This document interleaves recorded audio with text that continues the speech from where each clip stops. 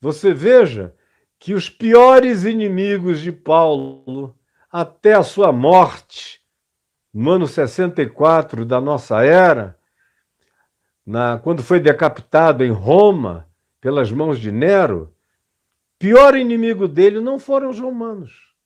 Os romanos executaram coisas, também esporádicas.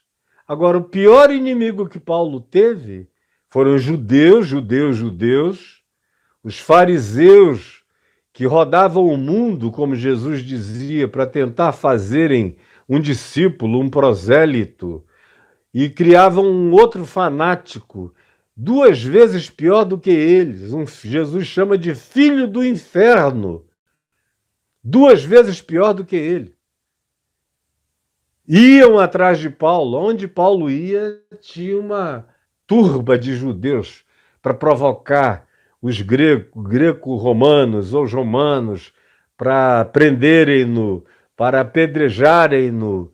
Ou então eram chamados cristãos judaizantes.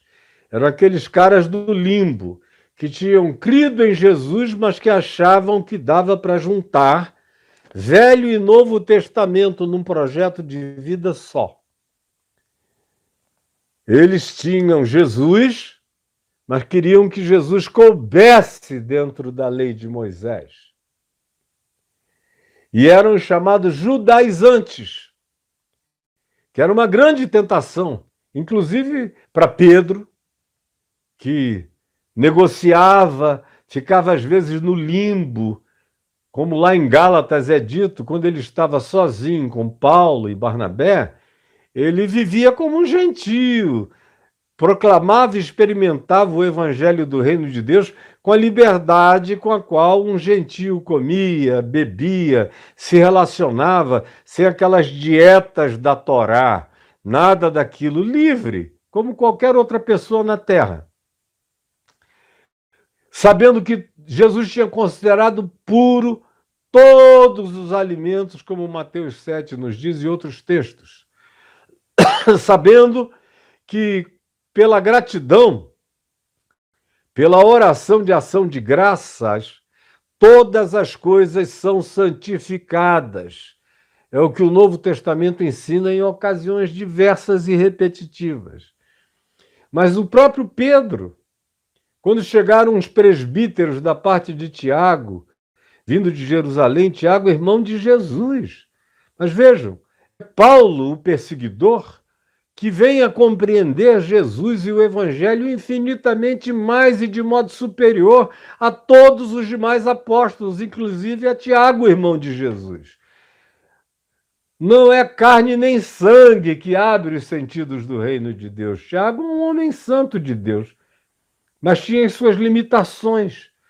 Aceitou condicionamentos que Paulo não teve, porque largou Jerusalém para trás, foi para os gentios, foi viver no mundo. Ele que tinha sido criado em Tarso, no ambiente greco-romano, que teve uma educação não só judaica, mas ampla, filosófica, de saberes variados. Tarso, a cidade dele, era uma cidade universitária, das mais importantes daquela região da Ásia Menor. Então, é Paulo que, quando vê chegarem esses presbíteros da parte de Tiago e vê a mudança de comportamento que isso gerou em Pedro e até em Barnabé. Paulo diz porque até o próprio Barnabé caiu na dissimulação deles e começou a fazer restrições dietéticas. Depois de ter comido tudo, agora da noite para o dia dizia, não, isto eu não como. Minha religião não permite. Isto eu não bebo, minha religião não deixa. Isto e aquilo que vocês veem todo dia acontecendo na hipocrisia da religião. Paulo se levantou e deu uma bronca. Veja Gálatas 2. Você vê do capítulo, lê o capítulo 1, o capítulo 2 e o capítulo 3. A bronca que Deus dá em Paulo, que Paulo dá em Pedro e Barnabé. É uma bronca. Que é isso, Pedro? O que aconteceu com você, rapaz? Leia lá. A partir desse contexto, você vai achar aquilo tudo patético. Sem contexto não dá para entender, mas com contexto vira uma carta, como uma outra carta qualquer, que qualquer compreensão, qualquer leitura atenta discerne, entende, assimila. Então Jesus nunca voltaria para Jerusalém. Jerusalém é um lugar para passar, mas para ficar só se fosse para morrer, como a gente vai ver em outras ocasiões adiante, a alusão de Jesus a esse fato de que Jerusalém era o lugar do maior perigo possível para quem carregava o Evangelho de Deus, a palavra de Deus.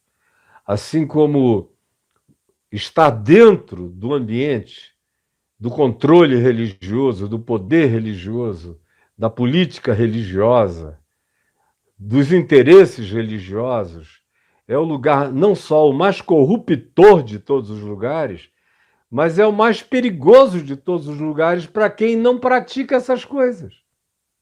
Para quem anda na liberdade do Evangelho, da liberdade do reino de Deus, na liberdade de servir a Deus em espírito e em verdade. É perigoso esse lugar. Hoje em dia eles não te matam mais, porque senão eles serão justiçados horrorosamente. Eles têm medo das leis superiores e seculares do Estado laico. Mas aonde as coisas não são assim, como por exemplo no Irã ou na Arábia Saudita, em alguns outros países teocráticos, e onde há lideranças religiosas com poder de decidir a vida e a morte, como era no caso em Jerusalém, o perigo é muito grande. Ninguém pode abrir a boca de maneira contrária, porque será certamente um aprisionado ou sofrerá pena capital no mundo atual.